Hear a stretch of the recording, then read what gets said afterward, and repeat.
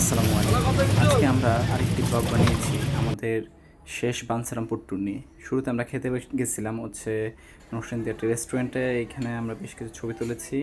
তারপরে আমরা খাবার দাবারের পালা, খাবার দাবার সার্ভ করা হয়েছে। খাবার দাবার শেষ করে আমরা তারপরে চলে যাব হচ্ছে নৌঘাটে। আমরা নৌঘাটে নৌঘাট থেকে রওনা দিব হচ্ছে বাঞ্ছারামপুরের উদ্দেশ্যে।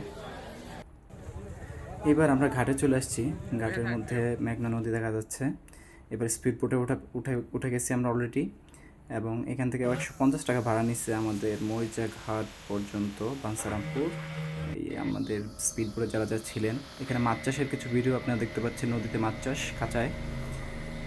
তারপরে হচ্ছে আমরা সামনে এই জায়গাটায় বোধহয় জেলেরা মাছ ধরে। সাধারণত চিংড়ি জাতীয় বড় মাছ নদীতে যেগুলো পাওয়া যায় সেগুলো এখানে বেশি পাওয়া যায়। এখানে মেঘনা নদী অনেক বড় হয়ে গেছে, খুব বড়, খুব প্রশস্ত, এবং বিকালে ভিউটা অনেক সুন্দর, দেখতে খুব সুন্দর লাগতেছে। এবং আমরা আস্তে আস্তে এগিয়ে চলছি মরিচাকান্দির দিকে। স্পিড বোট খুবই খুবই তাড়াতাড়ি চলে যাচ্ছিল।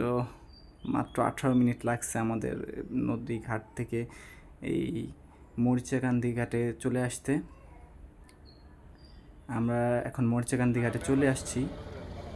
এখানে আমরা দেখতে পাচ্ছি যে ঘাটটা, সেখানে আমরা স্পিড বোট রেখে হেঁটে একটু বাইরে গেছিলাম। তারপরে আবার আমরা বোটে ফেরত আসছি। বোটে ফেরত আসার পরে এবার আমরা কিন্তু ইয়েতে উঠছি, লঞ্চের ছাদে বসে আমরা যাচ্ছিলাম, এবং সন্ধ্যার প্রকৃতিটা খুব ভালো লাগতেছিল, খুব ঠান্ডা ঠান্ডা লাগতেছিল। এবার লঞ্চ দিয়ে চাইতে পুরো 1 ঘন্টা লাগছিল। ধন্যবাদ সবাইকে, আল্লাহ হাফেজ।